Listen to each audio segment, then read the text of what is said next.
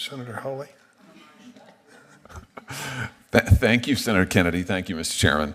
Congratulations to all the nominees. Thanks for being here. Judge Wise, let me just start with you. So as I understand it, you don't think that there really is any clear-cut distinction between male and female as biological categories. Is that correct? That is not correct. That's what you wrote. Sorry, that is not correct. Well, that's what you wrote. Look, I'm reading your article, your Time Magazine article. Just to be clear, you wrote this while you were a sitting judge, 2017? You were on the bench? That is correct, after a case I had. Right. So, interesting choice to be writing opinion pieces about your cases, but in any event, you say that controversial pieces of legislation enacted in the last 2 decades rely on a clear-cut interpretation of sex, what I just asked you. But you say that that's wrong.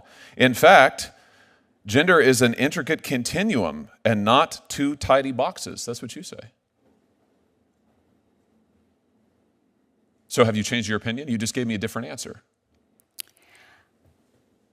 I believe that generally speaking, there are 2 sexes, male and female, that are designated by a doctor at birth, and that applies to the vast majority of people. But that laws that are based on that distinction are impermissible. That's what you say in this article. Is that correct? That's still your view? That is not what I say. Really? You say that if there is, for instance, a law that requires a distinction between male and female in bathrooms, that the judges cannot apply that law with any consistency, can't apply it consistent with equal protection.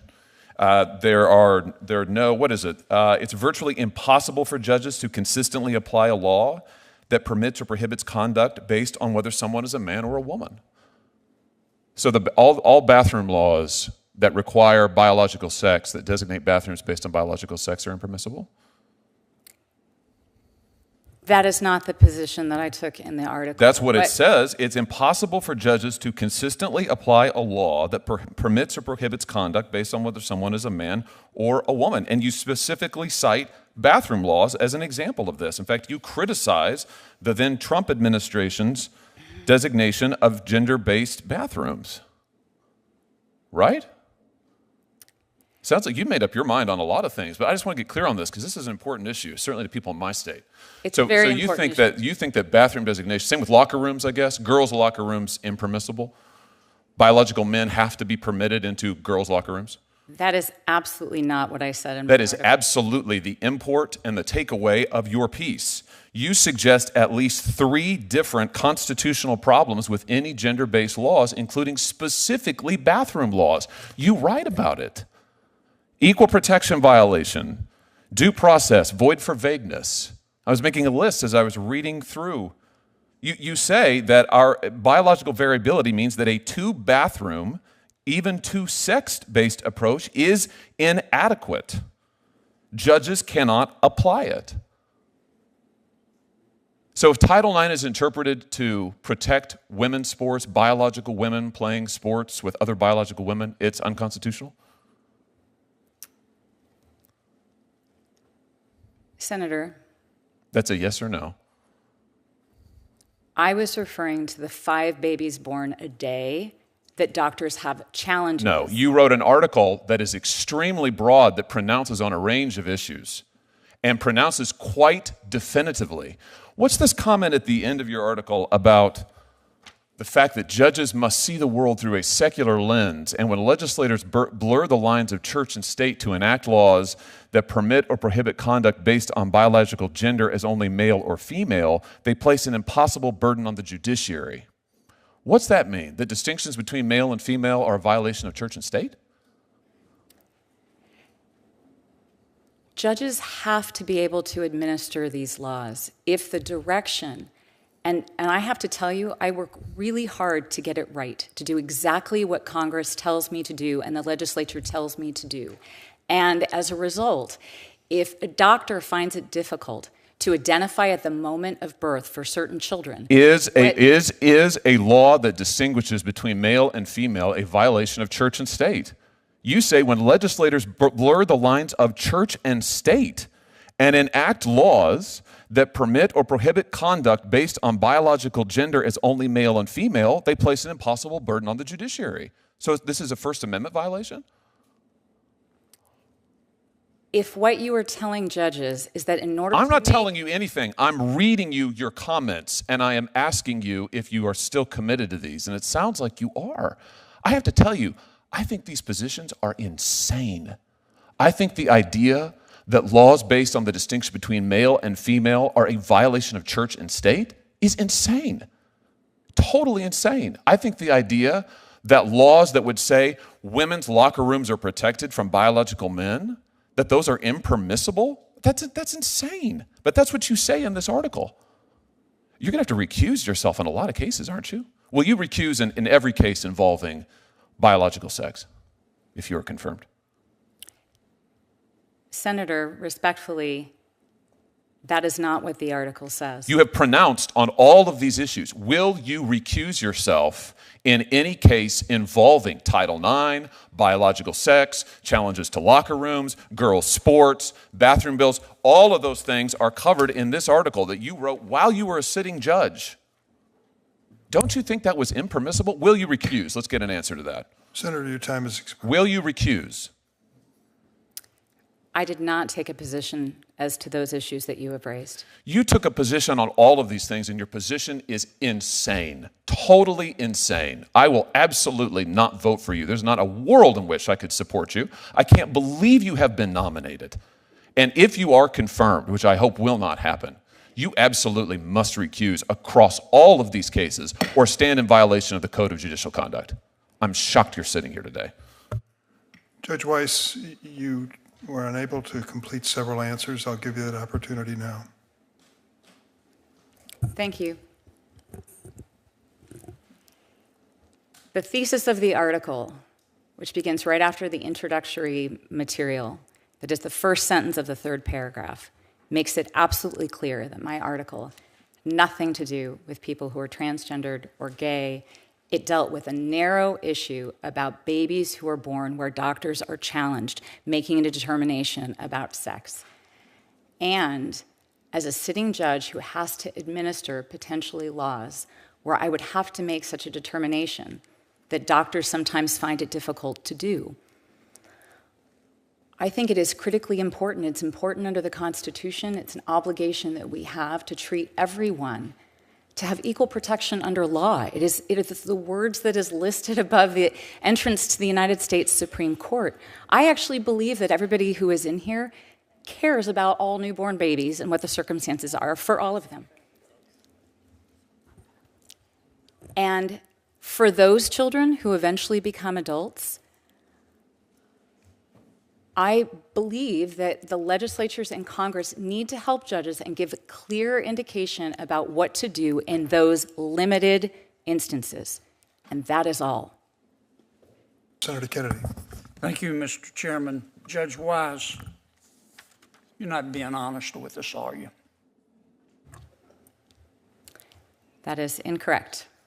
Well, we all may be poorer under President Biden, but we're not stupid.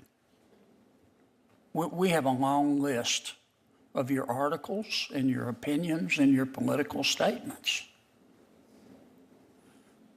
On March 8, 2017, you wrote an article for Time magazine while you were a sitting judge. It's entitled, Judge, Gender Laws Are at Odds with Science. I'm going to quote your words. When legislators blur the lines of church and state and enact laws that permit or prohibit conduct based on biological gender as only male or female, they place an impossible burden on the judiciary. End quote. Did I read that accurately? I do not know because I don't have the article in front of me. Well, I do. You also said in that article, quote, your words, not mine, sex has countless natural permutations, end quote. Did I read that correctly? I believe that is consistent with medical science and under the Daubert standard, the science that comes in as expert testimony in trials. On October 13, 2020, while you were serving as a state judge. You wrote an article for The Atlantic entitled, quote, your words, not mine, "America's judiciary doesn't look like America." And you criticized this committee and President Trump for his judicial nominees. You said, quote, these are your words, not mine. "The judiciary crafted over the past 4 years does not look like America. Not one of these judges is black, and more than 90% were raised or currently identify as Christians." I don't know how you knew that. And then you say, quote, your words, not mine, "Identity is the lens that filters everything and everyone we encounter," end quote. Did I read that correctly? Again, I don't know because I don't have the article in front of me. I got it right here. You wrote another article on July 31, 2020 for the San Francisco Daily Journal, in which you advocate for the right of sitting judges to be able to go to protests, didn't you? That is incorrect. No, it's not. I'm looking at it right here. This is what you say. "No judge should be ethical," your words, not mine. You just said you didn't say them. You turned these articles over. "No judge should be ethically constrained from speaking or taking action that reinforces that constitutional and moral imperative. May judges participate in demonstrations that denounce racism, support equal justice, and reinforce our constitutional rights to free speech and peaceable assembly? Yes." End quote. Did I read that correctly? I don't know because I don't have the article in front of me. If you're a federal judge, are you going to go to protests?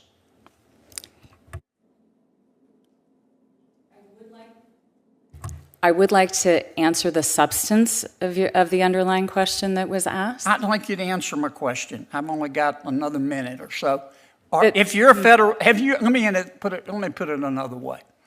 Have you ever gone to a protest, a public protest, while you're a sitting judge? Senator Kennedy, the article that you are referring to Have you ever was gone written... to a protest while you're a sitting judge? I do not believe that I have ever attended a protest as a sitting judge, or perhaps ever in my life. And you talk about Girls Inc. You say you've never heard of them. You were on the, or you don't know that much about them.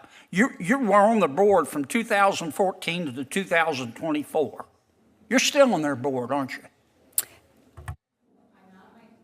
I'm not. My term expired this last month. And you've given them over $50,000, haven't you? I do not believe that is correct. That's what your report says.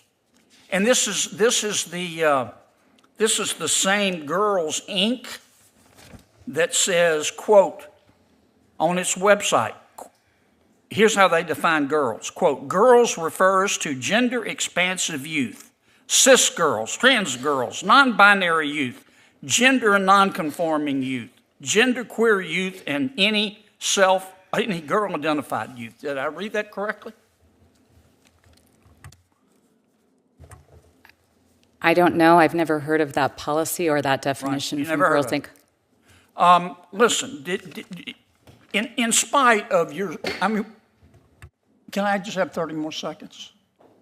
In spite of your strongly held political beliefs, and we've got all of them, all your articles, they're as long as King Kong's are you telling us today, do you believe that you will not allow your strongly held political beliefs to influence your judicial opinions? Do you believe that? The best evidence of the type of federal judge I will be, Yes, the ma'am. type of Do you judge, believe that? Do you believe that? is the type of judge I have been for 10 years, who is one who always puts the law above my personal Do you views. also believe in Bigfoot? Do you believe in the Tooth Fairy? Your time has expired, Senator. Do you believe Jimmy Hoffa died of natural causes? Senator Hirono. Senator Blackburn. Thank you, Mr. Chairman, and congratulations to you all. Judge Wise, I do want to start with you. We've talked some about Girls, Inc. this morning, and I know that you had said in response to Senator Lee that the statement he was referring was sent out or on the website of the national organization and not Alameda County. So I went to Alameda County, and their website says, and I'm quoting, "Girls" refers to gender expansive youth. Cis girls, trans girls, non-binary youth, gender non-conforming youth, gender queer youth, and any girl identified youth, end quote. So since you were a member of that group for years and supported them, is it fair to assume that that is also your definition of girl? Thank you and good morning. Good morning. And I apologize, I certainly didn't mean to misspeak when it came to what Senator Lee had asked. I'm not familiar with those statements. But you and are I've never familiar with Alameda County, and that's what I'm asking for your response. Is your definition of girl the same as Alameda County has on their website, their Girls, Inc. website? I have not thought about a definition of girl in that way before. I don't think those are the words that I would. Definition of girl and woman. What's your definition? I think certainly as I was raised, and I have believed that generally speaking, for nearly all of us, the sex that we are assigned at birth by the doctor is what we are, and it's. Okay. I think that applies appropriately to the majority. Let me move on because I want to talk to you about the group's stance on Title IX. And in 2022, the National Girls, Inc. organization sent a letter to Secretary Cardona urging him to issue rules regarding sex equity in athletics, including transgender students' participation in school sports, so that student athletes are protected from discrimination. And I'm quoting that from the letter. So do you agree that the Department of Education should issue a rule on sex equity for student athletes? I have no opinion about that, Senator Blackburn. Okay, well... I will say I don't ascribe to the particular statements that you were saying. I have not read them, I have not seen them, and it's not something that I would advocate. And as a sitting judge who hears, I have more than 15,000 cases on my docket right now. These types of issues potentially could come before me. Of course they're going to come before you, and it's important to know where you stand, and it's important to know Title IX is under attack. And we have witnessed that, and I represent Tennessee. I hear from women, I hear from female athletes all the time about their concerns on that. So is there ever a situation in which it's appropriate for a biological male to compete in women's sporting events? Because you say you believe our sex is what it is assigned at birth. So should a biological male be allowed to compete against a biological female? Again, Senator Blackburn, I don't have a personal opinion about that because I think those things are regulated by sporting agencies and organizations. I really don't. I sincerely have no view about that. Okay, let's talk about your Think Outside the Prison article that you wrote in 2021. It was published in the Daily Journal. You made some interesting contentions in that article, and I want to ask you about those. You said, and I'm quoting, Over the last decade, judges have had fewer practical or effective options for the placement of individuals who regularly find themselves mired in the criminal justice system. End quote. When you say, and I'm quoting again, find themselves mired in the criminal justice system, that seems to suggest that individuals who have committed criminal acts have simply ended up in the criminal justice system by happenstance, rather than as a direct result of their actions. So do you think individuals who have committed violent crime, that they deserve to face consequences for those actions? Senator Blackburn, I don't think that you were here earlier when I spoke, but even when I gave my opening remarks, No, I was watching. I'm actually very glad that you asked me that, because I absolutely believe that people need to take responsibility for their personal actions and that we need to hold people accountable for violating the law. The safety and security of our country, I think, is deeply rooted in that. What would push you to do an article like Think Outside the Prison? May I respond? Of course.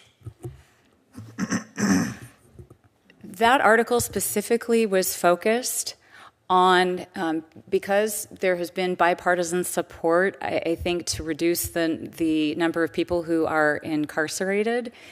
And judges have a lot of people who come through the system repeatedly who are mentally ill or drug addicted.